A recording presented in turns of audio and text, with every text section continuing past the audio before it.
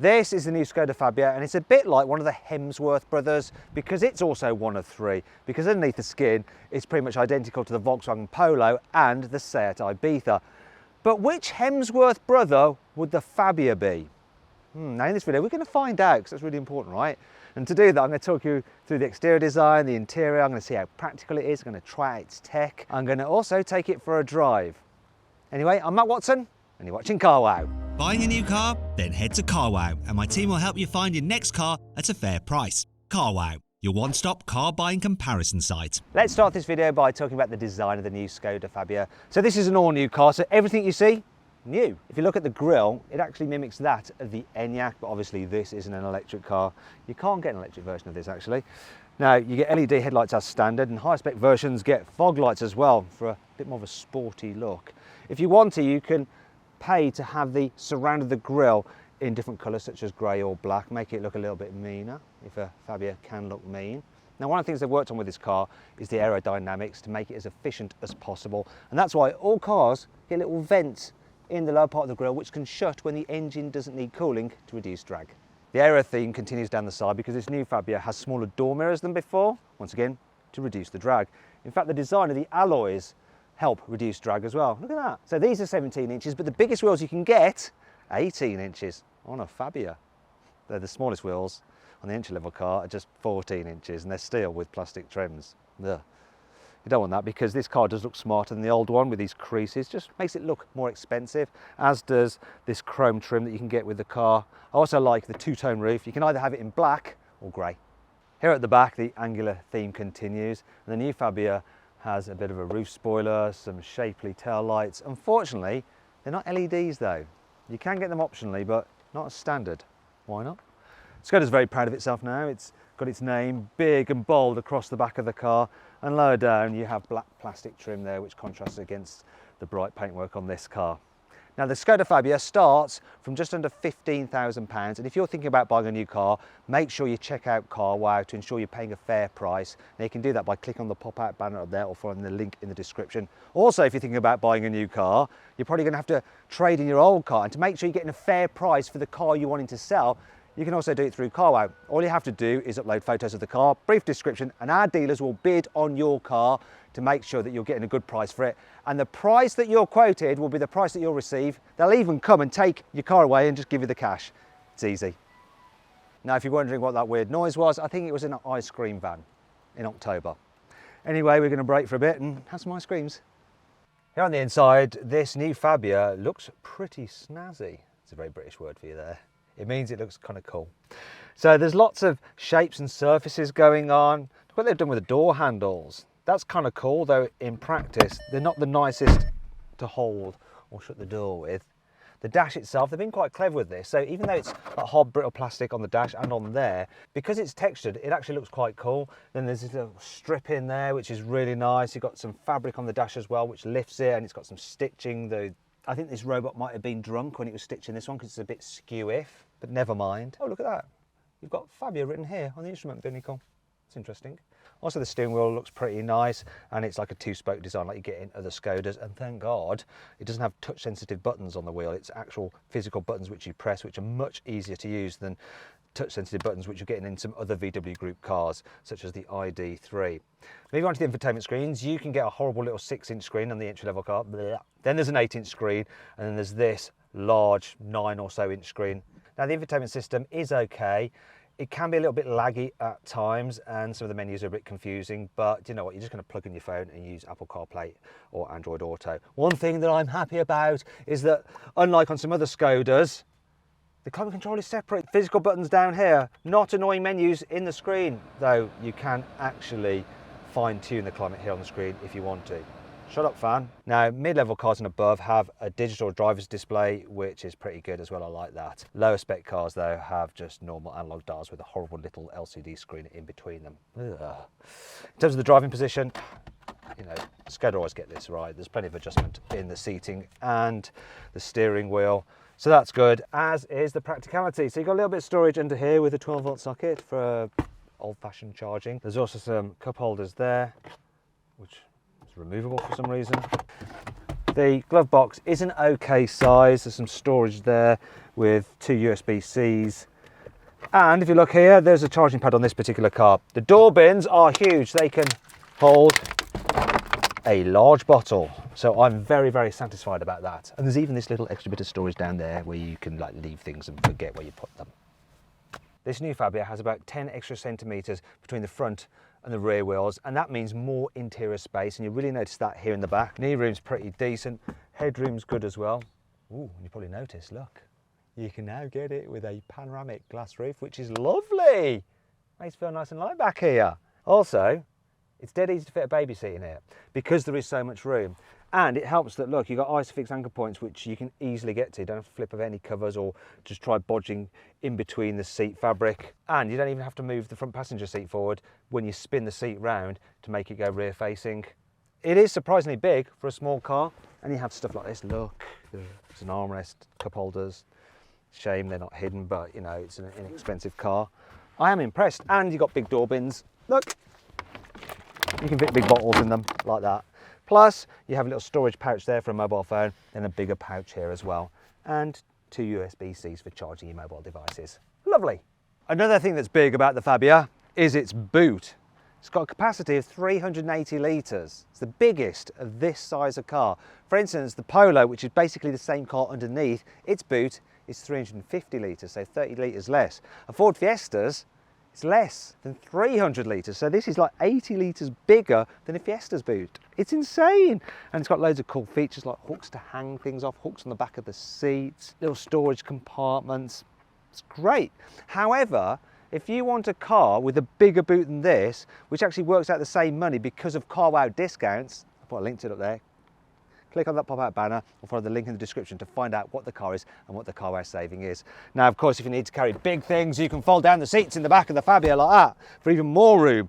Now, you'll probably notice this ridge, which makes it hard to push things to the front. Now, you can actually get rid of that with a false floor that you can get for this Fabia. Unfortunately, they've made it optional, so you have to pay extra for it. And that brings us to 5 annoying things about the new Fabia. Skoda has taken the time to design a little seatbelt runner there. However, the way this part of the seat bends out means that the seatbelt never sits in it. Look, it goes like that. So when you fold down the rear seat, that happens, and you put it back up, and then that happens, and it just ruins your day. The Fabia has some big vanity mirrors, which is good. What's not so good is that they don't have their own little light, so you can't really see yourself when it's dark. Only top specification cars get a central armrest here in the front. Also, the armrest itself, you can't extend it, which means it's pretty useless anyway, because look, I can't quite reach. No, I'll just use the handbrake. Oh, I can't, can I? Because when I'm driving, it's going to be down. Rubbish. I don't like it when car manufacturers put the controls for the cruise control hidden behind the wheel, because you can't really see what's going on. Also, when it's low down like this, if you're really tall, you can sometimes bang your knee on it and activate cruise control without actually needing to. The panoramic glass roof is lovely, but if it's a bit sunny, you obviously want to shade yourself, but there's no integrated shade. Instead, Skoda give you this thing that you then have to sort of fit somehow.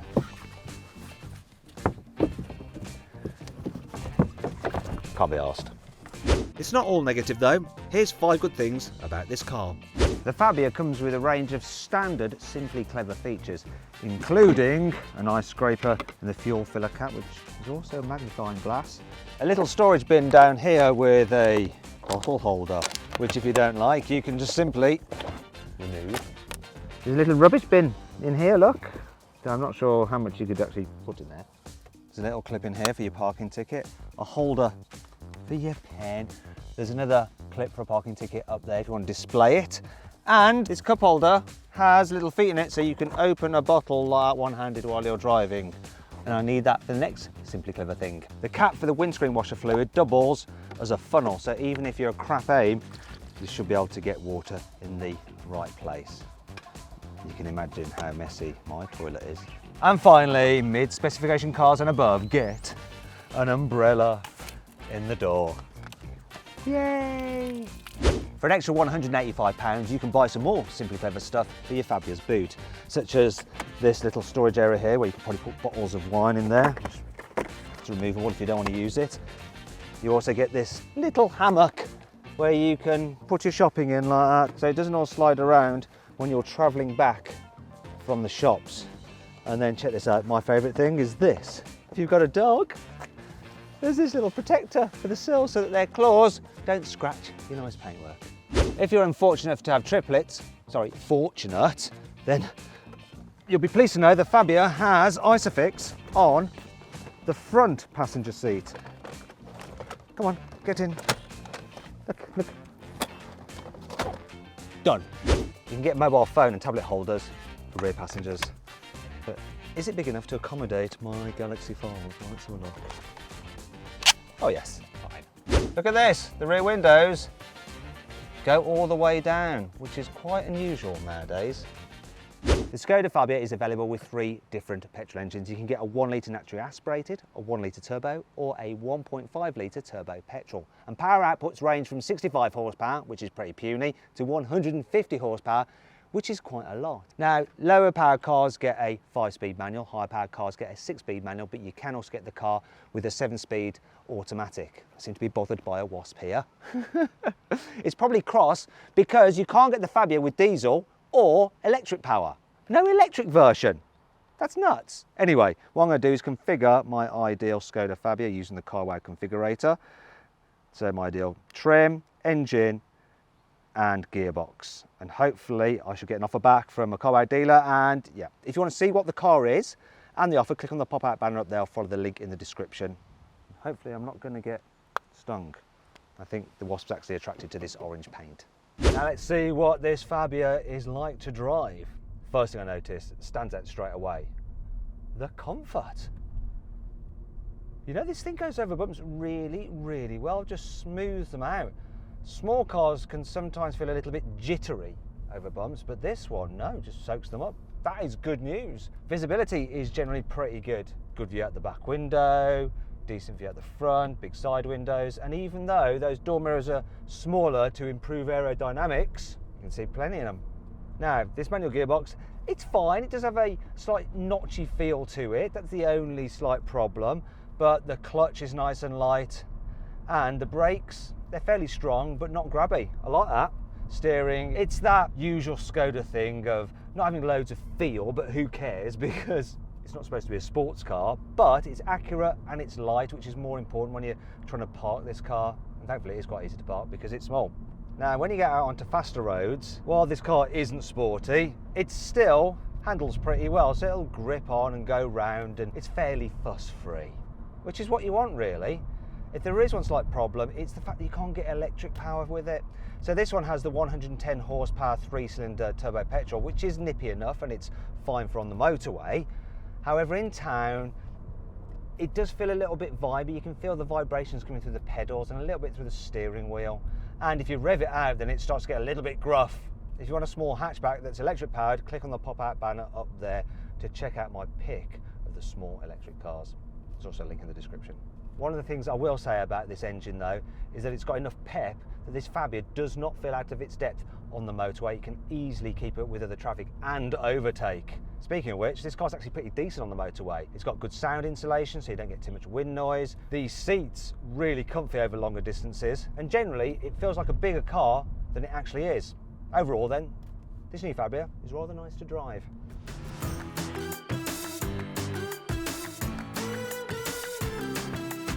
So then, what's my final verdict on the new Skoda Fabia? Should you avoid it? Should you consider it? Should you shortlist it? Or should you just go right ahead and buy it? Well, I reckon you should shortlist the Fabia. It's a bit of a shame that there's no electric only version and the infotainment system is a bit, but it's still a really good small hatchback. I hope you'll enjoy the video. If you did, give it a like. Let me know what you think of the Fabia in the comments below. Click on these windows there for more videos, and on that box there to go to Carwow to see how much money you can save on a new car.